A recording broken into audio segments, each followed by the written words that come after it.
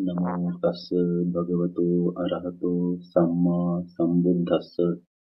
नमो तस् भगवतो अरहतो सम्मा सम्बुद्धस्स। नमो तस् भगवतो अरहतो सम्मा सम्बुद्धस्स।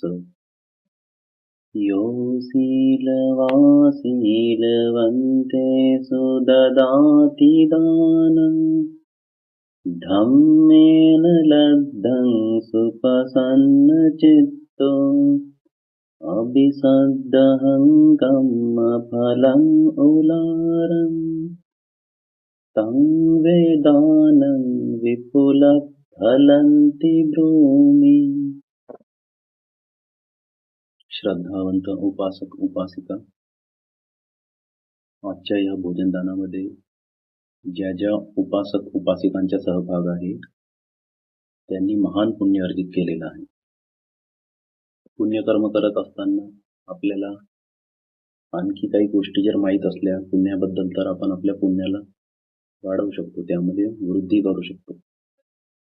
तर यो शीलवंतेषु ददाति दानं, जो व्यक्ती शीलवान आहे आणि शीलवानांना दान देतो. धम्मेन लब्धं सुप्रसन्न चित्तो, धम्मेन लब्धं त्याने जे कमावलेले आहे ते त्याची आजीविका कशी आहे, जे दान, जी काही वस्तू आहे, जे काही दान देत आहे ते कोणत्या प्रकारे त्याने मिळवलेली आहे, तर ते धम्मेन लब्धं, धार्मिकरित्या शुद्ध आजीविकेने. धम्मेन लब्धं सुप्रसन्न चित्तो, धर्मानी मिळवलेले ते दान प्रसन्न चित्ताने देतो. अभिसद्दहं कर्म फलं उलारं, याचा अर्थ असा आहे की हा अभिधम्माचा भाग आहे. आपण समोर चर्चा करू याची. अभिसद्दहं कर्म फलं उलारं म्हणजे कर्माच्या महान फळावर विश्वास ठेवून. संवेदानं विपुल फलंती ब्रूमी, त्या दानाला मी खरोखरच विपुल फळ देणारे आहे म्हणतो, म्हणजे सर्वात श्रेष्ठ दान आहे. यो दुःशीलो शीलवंतेषु ददाति दानं धम्मेन लब्धं अपसन्न चित्तो अनभिसद्दहं कर्म फलं उलारं सा दक्षिणा पटिग्गाहकतो विसुज्झति. या गाथेचा अर्थ असा आहे, यो दुःशीलो शीलवंतेषु ददाति दानं, जो दुःशील आहे, दुराचारी आहे, तो व्यक्ती शीलवान लोकांना दान देतो. अधम्मेन लब्धं अपसन्न चित्तो, अधार्मिकरित्या त्याची आजीविका शुद्ध नाही अशा आजीविकेने मिळवलेले आहे. आणि अपसन्न चित्तो, दान देताना त्या व्यक्तीचे चित्त अप्रसन्न आहे. अनभिसद्दहं कर्म फलं उलारं, त्या व्यक्तीच्या कर्मफळावर विश्वास सुद्धा नाही आहे. सा दक्षिणा पटिग्गाहकतो विसुज्झति, ते दान स्वीकारण्यामुळे घेणाऱ्याकडून म्हणजे शुद्ध होते, देणाऱ्याकडून नाही. त्यामुळे त्याचे जे विपरिणाम आहे, ते विपाक आहे, ते कमी येणार. यो दुःशीलेषु ददाति दानं धम्मेन लब्धं सुप्रसन्न चित्तो अभिसद्दहं कर्म फलं उलारं सा दक्षिणा दायकतो विसुज्झति. यो दुःशीलेषु ददाति दानं, जो शीलवान आहे, सदाचारी आहे, तो दुराचारी व्यक्तीला दान करतो. धम्मेन लब्धं सुप्रसन्न चित्तो, त्याने जे वस्तू आहे, जी काही दान द्यायची, ती धर्माने शुद्ध आजीविकेने मिळवलेली आहे आणि प्रसन्न चित्ताने दान देतो. अभिसद्दहं कर्म फलं उलारं, कर्माच्या जे महान फळ आहे त्यावर संपूर्ण विश्वास ठेवून तो व्यक्ती दान करत आहे. सा दक्षिणा दायकतो विसुज्जती. तर ते दान त्या दायकाकडून परिशुद्ध होत आहे. तरी समोरचा व्यक्ती शीलवान नसल्यामुळे याचे सुद्धा जे परिणाम आहे, विपाक आहे, तो कमी येणार. पुन्हा एक आहे, यो दुस्सिलो दुस्सिलेसु ददाति दानं अधम्मेन लब्धं अपसन्नचित्तो अनभिसद्धं कम्म फलं उलारं न तं दानं विपुलफलंति ब्रूहि. यो दुस्सिलेसु ददाति दानं. जो दुराचारी आहे, दुश्शील आहे, तो दुराचार्यांनाच दान देतो. अधम्मेन लब्धं अपसन्न चित्तो. अधार्मिकरित्या मिळविलेले, कमावलेले जे काही असेल ते अधार्मिकरित्या, आजीविका शुद्ध नाही आणि अप्रसन्न चित्ताने दान देतो. अनभिसद्धं कम्म फलं उलारं. कर्माच्या महान फळावर विश्वास न ठेवता. न तं दानं विपुल फलंति ब्रूमि. त्या दानाला मी विपुल फळ देणारे म्हणत नाही. बुद्धांची वाणी आहे. असे जे दान आहे, या दानाच्या महान असा विपाक येत नाही. आता सर्वात श्रेष्ठ दान जे आहे ते आहे, यो वीतरागो वीतरागेषु ददाति दानं धम्मेन लब्धं सुप्रसन्न चित्तो अभिसद्धं कम्म फलं उलारं तं वेदानं अमिषदानानमग्गन्ति. यो वीतरागेषु ददाति दानं. आता ही गाथा जी आहे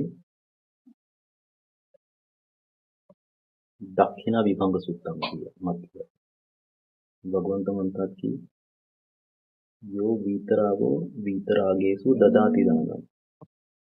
भगवंत म्हणतात, जो क्षीणाश्रव आहे, ज्याने आपले आश्रव क्षीण केले आहेत, अरहंत आहे, तो दुसऱ्या अरहंताला दान देतो. तर दान देताना आता त्यांची तर क्रियाचित्त आहे. अरहंत कोणत्या दुसऱ्या अरहंत भिक्षूला दान देते तर ते कुशलही नाही आणि अकुशलही नाही, त्यांची क्रियाचित्त काम करत. आता या दानामध्ये कुशलही नसते आणि अकुशलही नसते, फक्त क्रिया असते. म्हणून या दानाला श्रेष्ठ म्हटलं गेलेलं आहे. धम्मेन लब्धं सुप्रसन्न चित्तो अभिसद्धं कम्म फलं उलारं तं वेदानं आमिषदानानमग्गन्ति.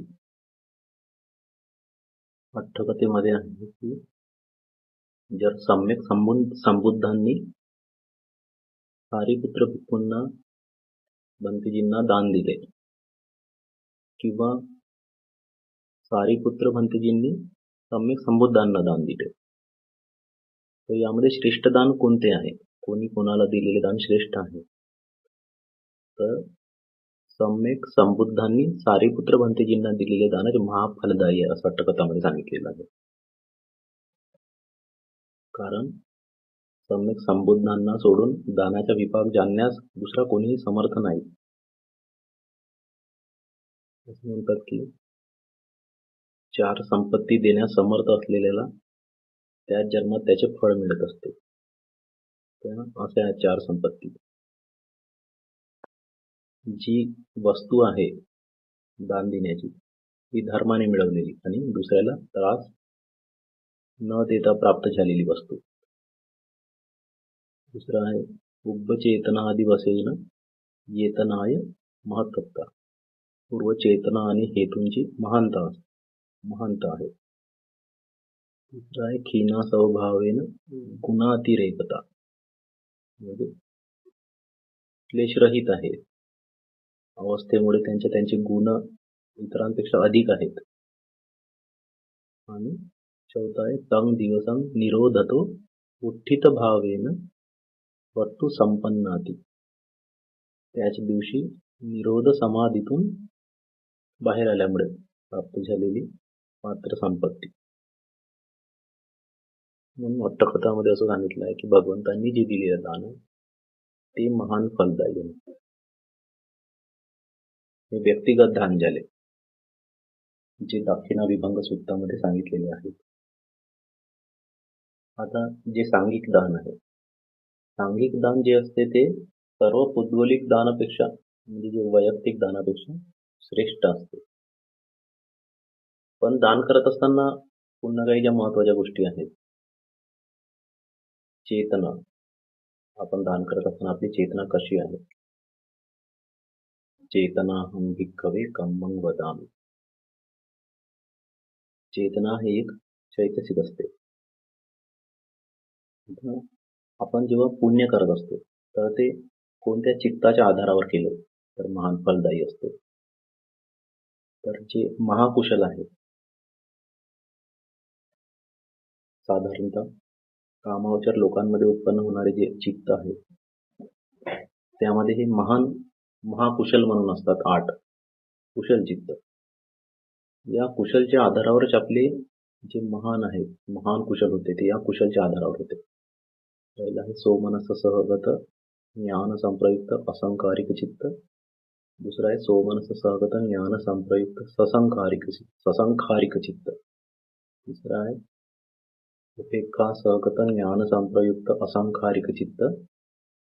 चौथा आहे उपेक्षा सहगत ज्ञान संप्रयुक्त ससंखारिक चित्त. हे 4 आहेत ज्ञान संप्रयुक्त.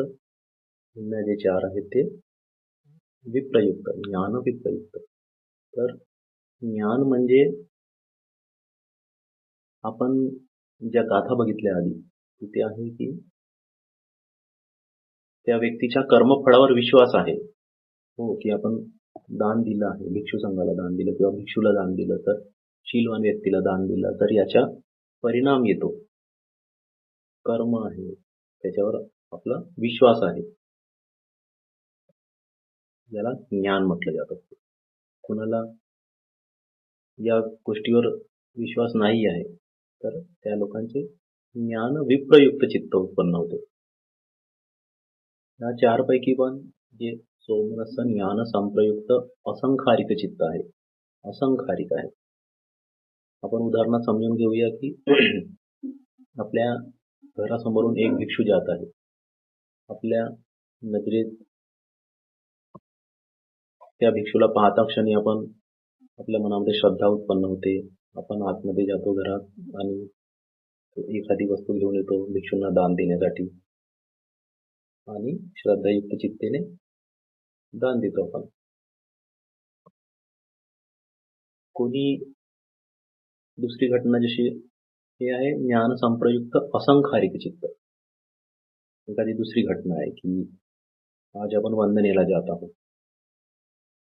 एखाद्या व्यक्तीला म्हटलं की चाल तू पण, तर तो दुसरा व्यक्ती आहे त्याला आपण प्रेरित करतो वंदना करायला येण्यासाठी.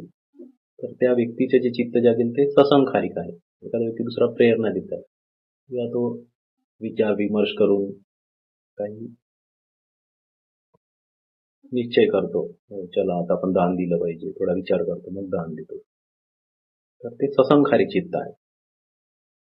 या ससंखारिक चित्तापेक्षा जे असंखारिक चित्त आहे, पटकन आपल्या चित्तामध्ये आल्याबरोबर आपण दान केलं, ते जास्त बलवान आहे.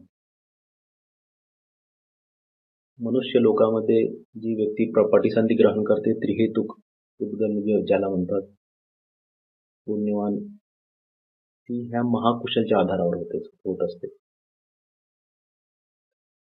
त्रिहेतुक म्हणजे तो व्यक्ती या जन्मामध्ये त्रिहेतुक उत्पत्ती लाभल्यावर तो व्यक्ती ध्यान प्राप्त करू शकतो, मार्गफळ सुद्धा प्राप्त करू शकतो. एक द्विहेतुक प्रतिसंधी सुद्धा असतो मनुष्यामध्ये. तो व्यक्ती ध्यान आणि मार्गफळ प्राप्त करू शकत नाही. हे एखादा व्यक्ती जेव्हा ध्यान करतो तेव्हा त्याला कळते.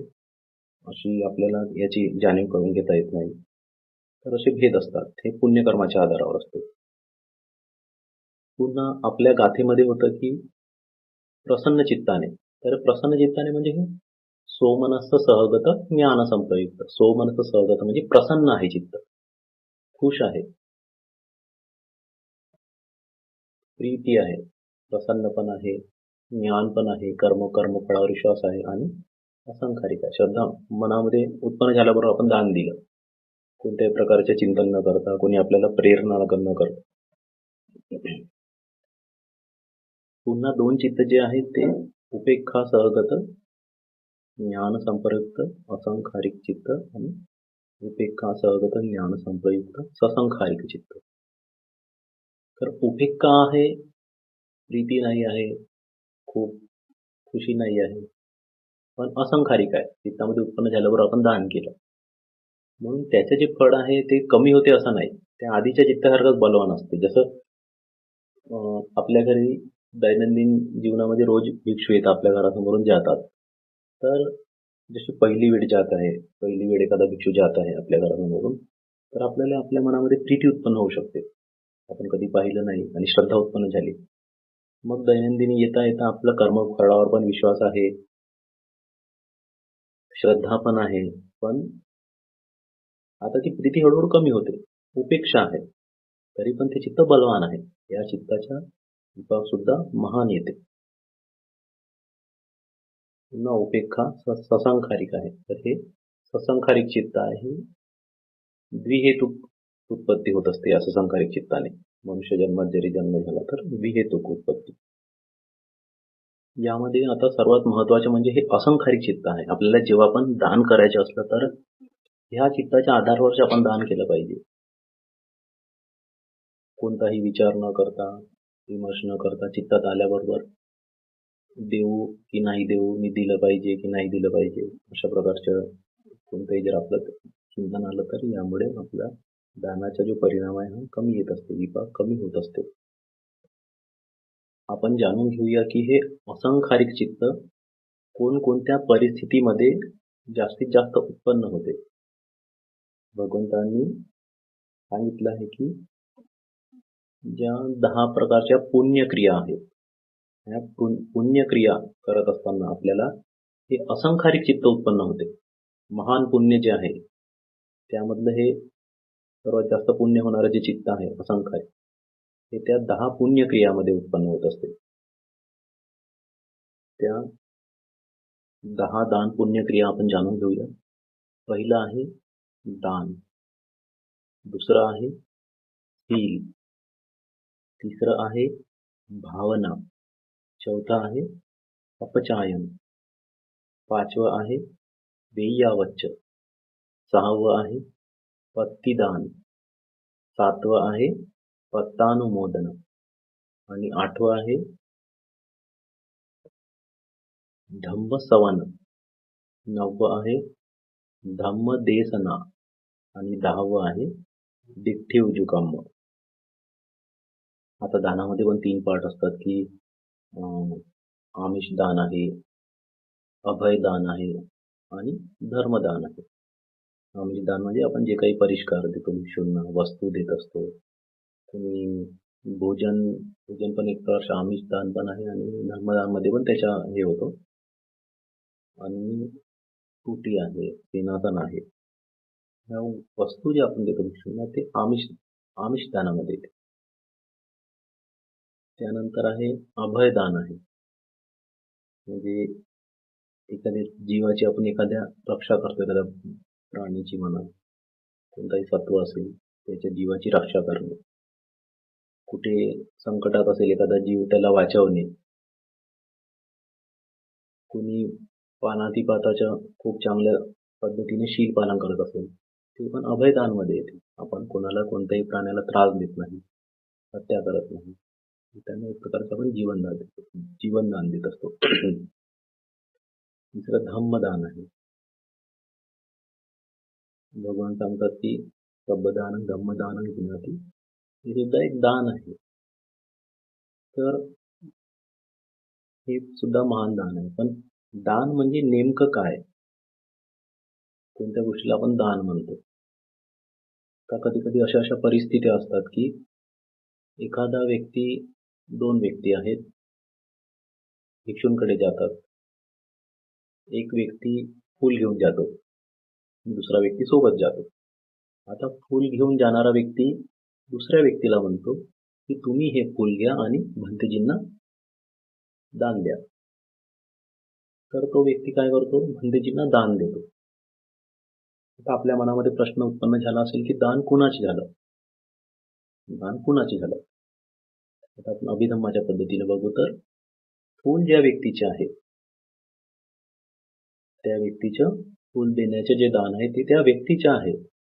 सोबतचा जो व्यक्ती आहे ज्याने फूल दिले त्या व्यक्तीचे कुशल झालं, त्याला त्या कुशलचा परिणाम येईल. कुशल म्हणजे जो व्यक्ती कुशल करतो, कुशलचा परिणाम काय येतो? सुख येत असतो. अकुशल करतो, अकुशलचा जो परिणाम आहे तो दुःख येत असतो. तर त्याला सुख येईल. पण त्या फूल अर्पण केल्यामुळे जे पुण्य येत असते जसं त्याला वर्ण लाभ आहे, गंध, एखादा काही कोणती गोष्ट मनुष्य जन्मामध्ये देवता लोकांमध्ये जन्म झाल्यानंतर एखादा वर्ण लाभ आहे, काही फूलदान केल्यामुळे त्याला देवता लोकांमध्ये जन्म झाला.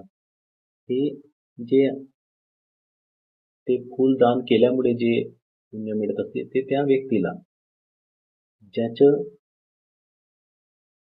ज्या व्यक्तीच्या त्या वस्तूवर हक्क आहे, जो व्यक्ती ओनर आहे त्या गोष्टीचा, हकदार आहे, तो व्यक्ती आपल्या चित्ताला आपलं लोभ त्यागून त्या वस्तूबद्दल मात्सर्य जे काही असेल ते सर्व त्यागून जेव्हा तो व्यक्ती दान करत आहे तर त्या दानामध्ये त्या व्यक्तीचे कुशल आहे. ती वस्तू देण्यामध्ये आपल्या दानामध्ये जर कोणी सहभागी होत आहे तर ते कुशल आहे. पण भोजन दानामध्ये कोणी व्यक्ती तुमची मदत करता याचा अर्थ त्याही व्यक्तीचे भोजन दान झालं असं नाही, तो व्यक्ती मदत करत आहे. तर त्या गोष्टीनुसार त्याला पुण्य मिळेल.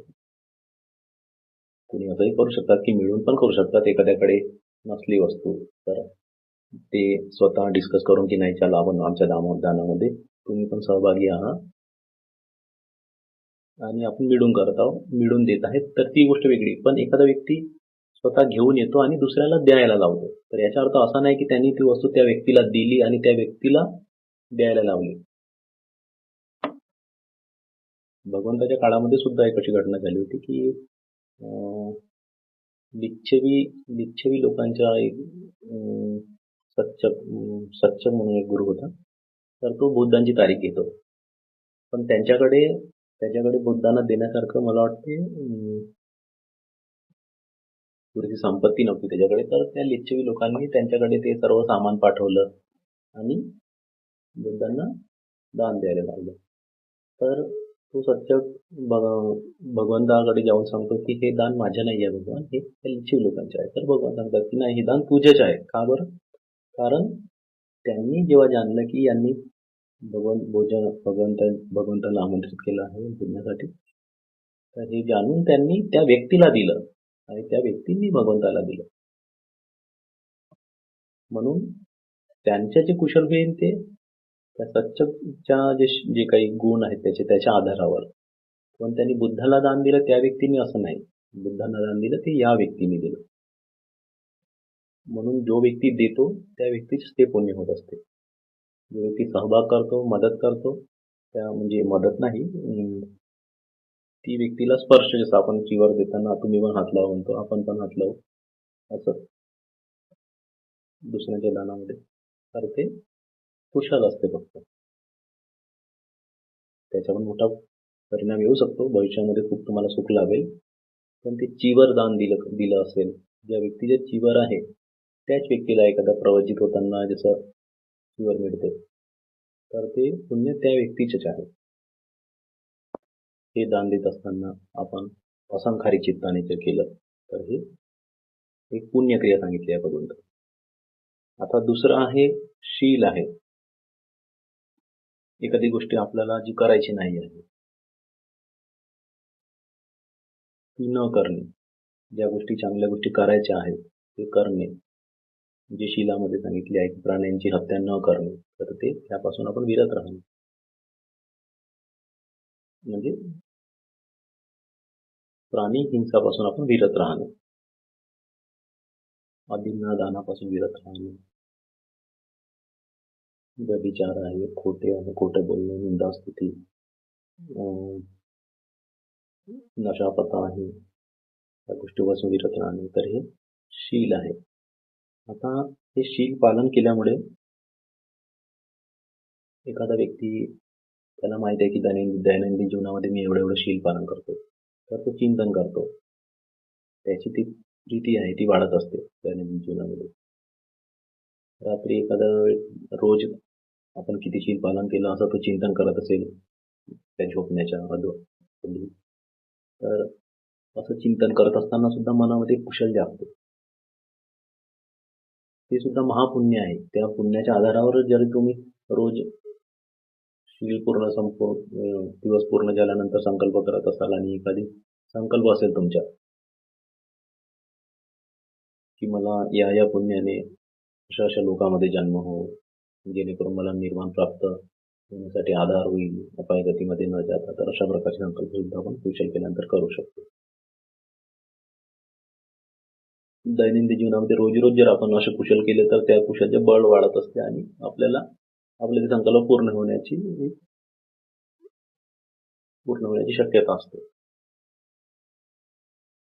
खूप डिटेलमध्ये नाही, थोडक्यामध्ये समजवतो, खूप वेळ चालला जाईल या गोष्टीमध्ये. नंतर खूप डिटेल आहे ह्या पुण्यक्रियामध्ये की आपले कोणकोणत्या प्रकारे कुशल होत असतात.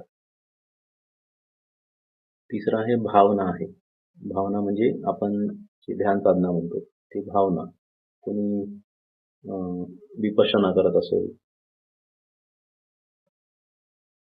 कोणी समाधीचे ध्यान करत असेल किंवा कोणी धार्मिक शिल्प जर शिकत असेल तर हे भावनामध्ये येते. या गोष्टीच्या आधारावर सुद्धा जे आपले कुशल घडते हे महाकुशल आहे. असंखारिक चित्ताच्या आधारावर हे महाकुशल घडत असते. त्यानंतर चौथा आहे अपचायन. अपचायनचा अर्थ आहे की जे लोक पूजनीय आहेत, रिस्पेक्ट, जे पूजनीय आहेत त्यांना पूजा करणे, त्यांना मान देणे. जसं भिक्खू आहे, भिक्खू येताना आपण पाहतो, आपण बसून जर आहोत तर आपण खुर्चीवर बसले आहोत तर उभे होणे, त्यांना मान देणे. आता इकडे तर अशी परंपरा आहे की भिक्षू जर आहे समोर तर कोणताही व्यक्ती गृहस्थ कधीच बसून दिसणार नाही. कुठे तो गेला, दुकान असो, कुठे असो, हॉस्पिटलमध्ये असो, कुठेही जात आहे, जर तिथे लोक असतील खुर्चीवर तर ते उभे होतातच. इथे परंपरा आहे अशी, त्यांना ते मान देत असतात. ते मान देत असताना सुद्धा आपल्या मनामध्ये ते चित्त उत्पन्न होते एकदम पटकन त्यांना रिस्पेक्ट देण्याचे. ते पण असंखारिक आहे, महाकुशल आहे. ज्या प्रकारे आपण जसं चैत्याला वंदन करायला जातो तेव्हा जी आपली चप्पल वगैरे असेल ती एका बाजूला आपण काढून ठेवून देतो आणि दुपट्टा वगैरे असेल डोक्यावर, टोपी असेल ती पण बाजूला काढतो, की आपण मान देत असतो. हे कुशल आहे. महाकुशलमध्ये जे असंखारिक चित्त आहे आल्याबरोबर आपण पटकन ती क्रिया करतो. हे महान कुशल आहे.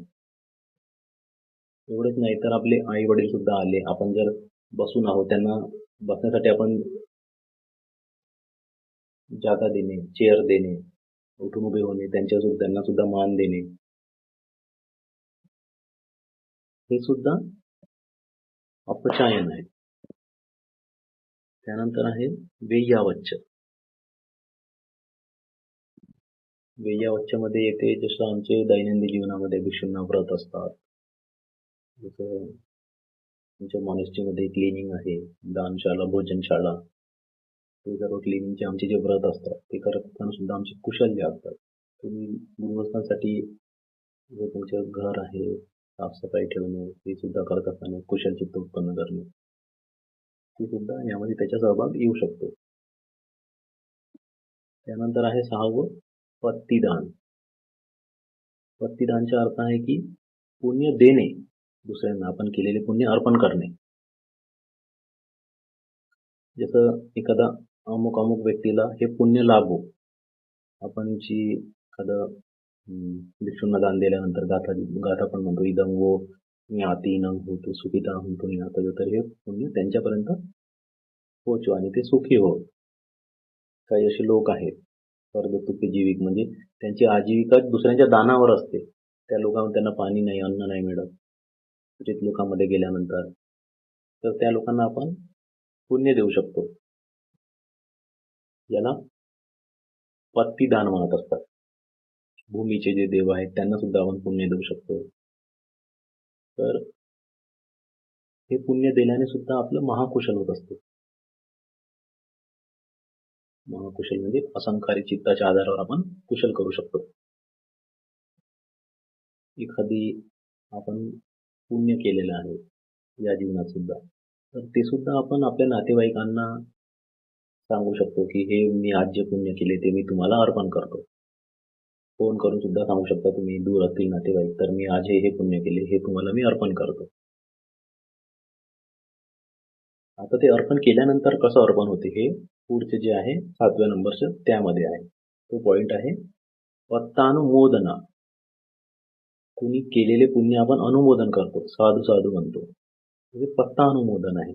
पत्ता अनुमोदन करता सुद्धा आपल्या मनामध्ये असंखारिक चित्त उत्पन्न होत असते जास्तीत जास्त. साधू साधू म्हणतो आपण पाहिल्याबरोबर. आणि जसं या आधी आपण बघितलं पत्तीदान आहे. तुम्ही नातेवाईकांना पुण्य देत असतो, तर पुण्य दिल्यानंतर ते त्या लोकांमध्ये सुद्धा असते, त्यांना माहीत असते, ते वाट पाहत असतात, त्यांच्या नातेवाईक त्यांची कडून अपेक्षा करत असतात. तर जेव्हा ते त्या दानाचे अनुमोदन करतात तेव्हाच त्यांना ते लाभत असते. याही लोकांमध्ये जर तुम्ही तुमच्या नातेवाईकांना मी हे पुण्य केले आणि हे पुण्य तुम्हाला अर्पण करतो असं जर म्हटलं, तर त्या लोकांनी अनुमोदन करणं आवश्यक असते.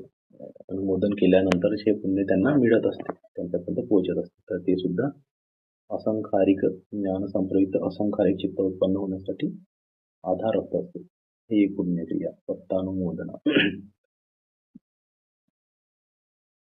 त्यानंतर जी आहे धम्मश्रवण आहे 8वी. धम्मश्रवण करणे, मनामध्ये जसं श्रद्धा उत्पन्न करून.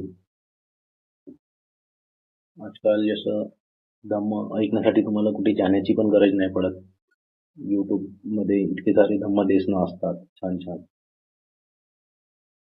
जर आपल्याला वाटलं की आणखी जर आपण मन स्थिर नाही आहे, चिंता आहे, काही आहे, तर आपल्याला कुठे न जाता आपण धम्म ऐकू शकतो, मनामध्ये कुशल उत्पन्न करू शकतो. आणि धम्म ऐकल्याने सुद्धा आपल्या मनामध्ये कुशल उत्पन्न झालं, ते सुद्धा पुण्य आहे.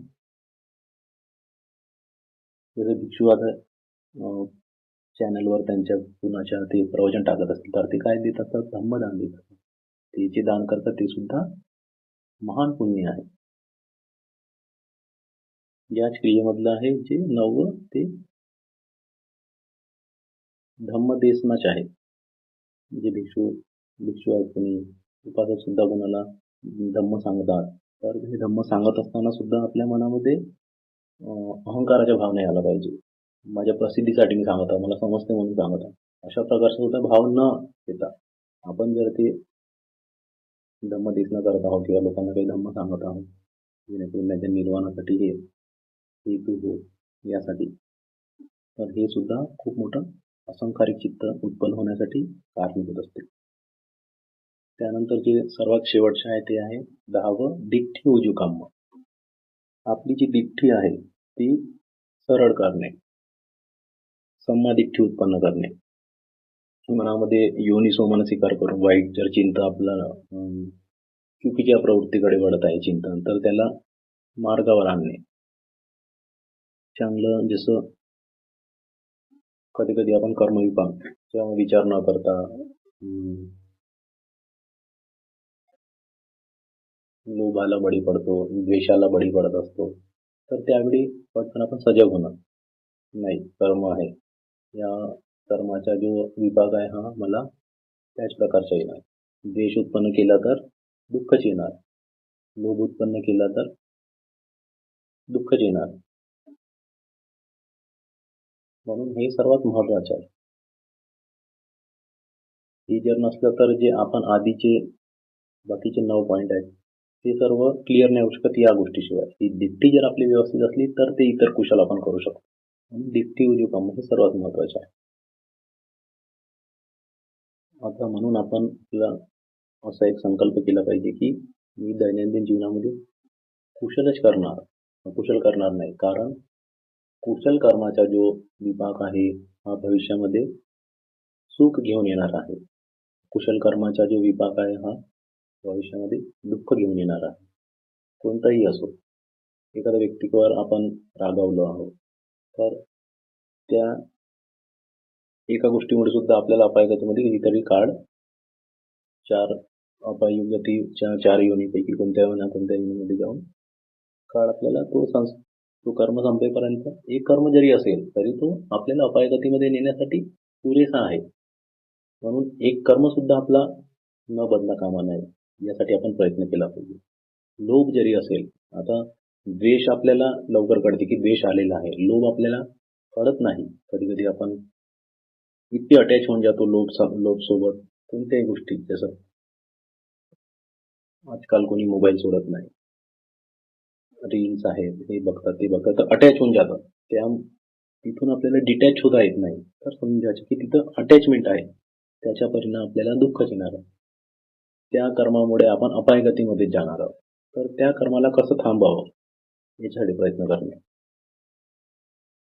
आता या गोष्टीतून वाचण्यासाठी सर्वात महत्वाची गोष्ट आहे ती म्हणजे कोणतेही कर्म करत असताना आपल्या आपल्या आपली जी सती आहे, सती असणं आवश्यक आहे आपल्याला मनामध्ये.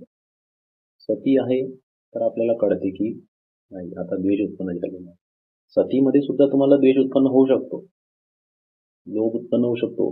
तर लोभ उत्पन्न झाला तर ठीक आहे, तुम्ही जाणू शकता. द्वेष उत्पन्न झाला तर सती जरी आहे तरी मनामध्ये जर मैत्री नाही आहे, मैत्री भावनेची साधना केली पाहिजे, मैत्री भावना वाढवली पाहिजे. लोभचा जो स्वभाव आहे, साधा गुलाबजामुन आहे, खूप चवदार आहे, पण सांगितलं की हे खूप जास्त खाणं चांगलं नाही आहे, स्लो पॉइझन आहे, पण त्याच्यामध्ये आपलं अटॅचमेंट आहे, नाही राहू शकत आपण खाल्ल्याशिवाय. आपल्याला आवडते त्या रसाच्या, आपल्याला जो स्वाद आहे तो खूप आवडतो, म्हणजे आपण सेवन करतो. पण किती सांगितलं की हे खाणं चांगलं नाही आहे. तर अशा प्रकारचे लोभ आहे. जसं आणि द्वेष आहे. एखादी वस्तू आहे की चवदार नाही, जसं मादक पदार्थ कोणी सेवन करतात, चवदार नाही आहे पण सेवन करतात. अशा प्रकारचे द्वेष आहे. सवय लागली आहे ना, म्हणून ह्या सवयीला आपण कसं योनिसो मनस्विकार करून त्या चिंतनाला कसं आपण योग्य दिशेने वळवून. धम्मदेशना ऐकल्यानंतर होऊ शकते काही काळ तुम्हाला वाटेल की आपण आपला जो दैनंदिन जीवनाचा जो क्रम आहे, आता आपण व्यवस्थितरित्या आपण आता त्या प्रकारे जीवन जगत जाऊ. तरी सुद्धा दुसऱ्या दिवशी तिसऱ्या दिवशी होऊ शकते आपली सती कमजोर होत असते. जे धम्माची जी तत्व आहेत ती आपण विसरत जात असतो. त्यासाठी आपण संकल्प सुद्धा करू शकतो. एखाद्या जागी आपण लिहू शकतो की कितीही मोठी परिस्थिती आली तरी मी द्वेष नाही करणार. लोभ करण्याची जिथे कधी कधी लोभ इतका जागतो की तो व्यक्ती झोपू पण नाही शकत, त्याला ही वस्तू पाहिजे म्हणजे पाहिजे. तर त्या गोष्टीपासून कसं मी त्या गोष्टीच्या एक उपेक्षा भावाने त्याला त्याग करून त्या गोष्टीकडे पाहून तो लोभ नष्ट करण्याचा प्रयत्न करेन. अशा प्रकारचे आपण संकल्प केले पाहिजे. एखाद्या जागी लिहून ठेवलेलं ते अतिउत्तम, आपल्या स्वतःच्या कल्याणासाठी. कुणी मॅरिड असेल तर त्यांचे मुलं आहेत, मुलं जर त्यांना मान नाही देत तर हा त्यांच्या कर्माचा विपाक आहे, हे आपल्याला समजून घेणं आवश्यक आहे. नाहीतर आपण काय करतो, त्यांच्यावर द्वेष करतो. म्हणजे एखाद्याचे जसं मुलं आहेत, मुली आहेत, कोणी कोणी चांगलेल्या गोष्टी ऐकत नाही, तर हे काय असते, कर्माचा परिणाम असतो. हा परिणाम आल्यानंतर आपण काय करतो, अविद्यापच्चय संखार, संखारपच्चय विज्ञान. आता ही अविद्या काय आहे हे जाणून घेऊ. अविद्या काय असते. अविद्या जेव्हापर्यंत आपण अनंत होत नाही तेव्हापर्यंत ही अविद्या स्वतःपण संतरंग झाल्यानंतर सुद्धा आपल्यामध्ये अविद्या असतेच. कुशल करत असताना पण अविद्या असते. अविद्या चेतनेसह आपण कुशल कर्म केलं. अविद्या पच्चय संखार, संखार पच्चय विज्ञान, विज्ञान उत्पन्न झाला. या जीवनात तुम्ही कुशल केले, अविद्या पच्चय संखार, कुशल चेतनेने, संखार पच्चय विज्ञान, पुढच्या कोणत्या तरी जन्मामध्ये तुम्हाला एखादं चांगलं रूप बघायला मिळेल. मग विज्ञान उत्पन्न झाल्यानंतर आपण काय करतो, अकुशल कर्म केलं असेल तर त्याच्या विज्ञान कसं उत्पन्न होणार, अकुशल. हे विभाग चित्त असतात. या सूत्राच्या आधारावर अभिधम्म क्रमानुसार जर आपण प्रॉपर जर शिकलं तर मुलगा आहे, मुलगा ऐकणार नाही, आपण कोणाचे जर ऐकलं नसेल तर तो विज्ञान उत्पन्न झाला. विज्ञान उत्पन्न झाल्यानंतर मग आपण काय करतो पुढं? एखादं आलंबन जे आहे ते इष्ट आहे, सुंदर रूप दिसलं, केलेल्या पुण्यकर्मामुळे, अविद्येमुळेच केलं पण कुशल केलं.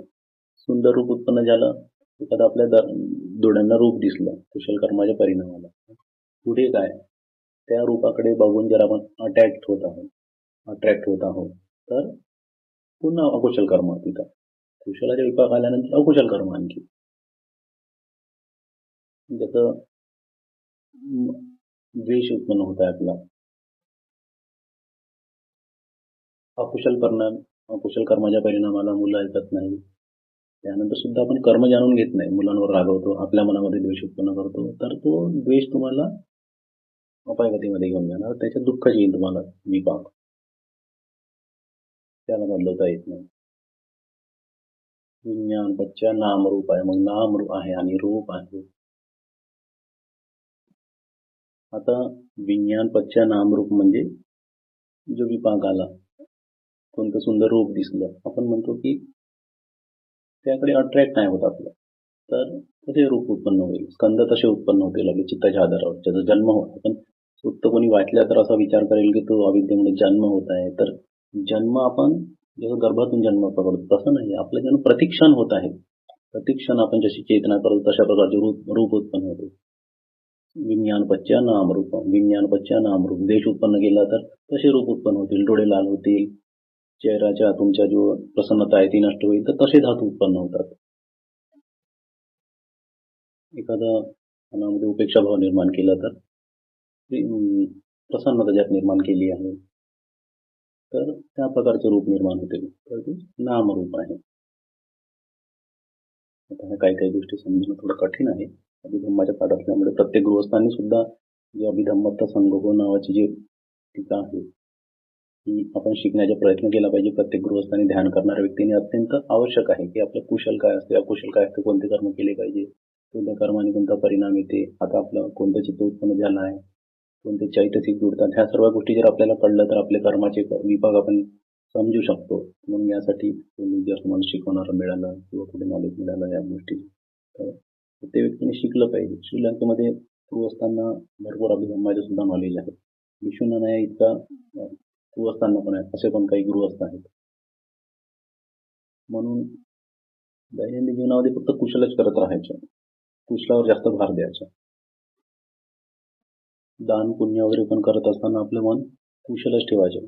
कधी कधी ते आपलं दानही कुशल चित्त नसल्यामुळे त्याचा जो विपाक आहे हा कमी प्रमाणात येतो, मग तसा येत नाही जसं पाहिजे तसं, असे काही हे आहेत.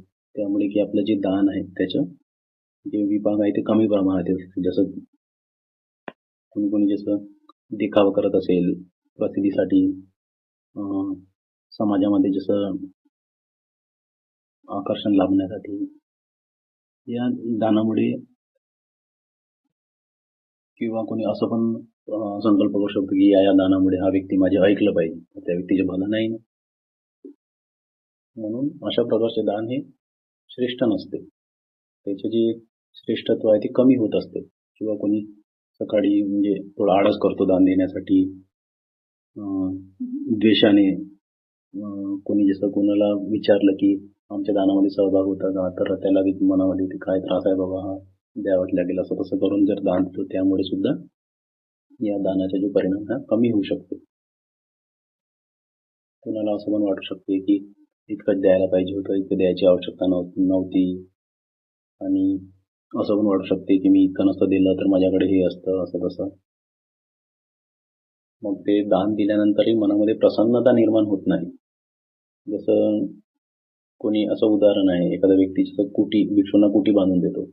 कुटी दान दिल्यानंतर मग कधी कधी असं माहीत होते की आपल्याला हा अमुक भिक्षू असा आहे, लोकांच्या निंदामुळे म्हणा किंवा अशा चर्चा चालतात समाजामध्ये की अमुक भिक्षू असा, अमुक भिक्षू तसा. मग मनामध्ये काय येते, अरे व्यर्थ आपण दान केले, आपलं व्यर्थ गेलं सर्व. मग यामुळे सुद्धा जे आपलं पुण्य आहे हे काय होत असते, कमी होत असते. किंवा एखादी आर्थिक मंदी पण आली आपल्याकडे, खूप गरीब झालो, मग आपल्याला काय पश्चाताप पण येऊ शकते दानाचे. अशा गोष्टीमुळे जे आपले जे दानाचा जो विपाक आहे हा कमी होत असते. या सर्व दानाचा जो विपाक आहे हा तुम्हाला खूप जास्त मिळाला, खूप धनवान जरी झाले तुम्ही, खूप संपत्ती लाभली, पण या दानाने तुम्ही कधीही प्रसन्न होऊ शकणार नाही भविष्यामध्ये. या काही दानाच्या ज्या गोष्टी आहेत सांगायचं महत्त्वाचं वाटल्यास मी त्या आपल्यापर्यंत पोहोचवल्या.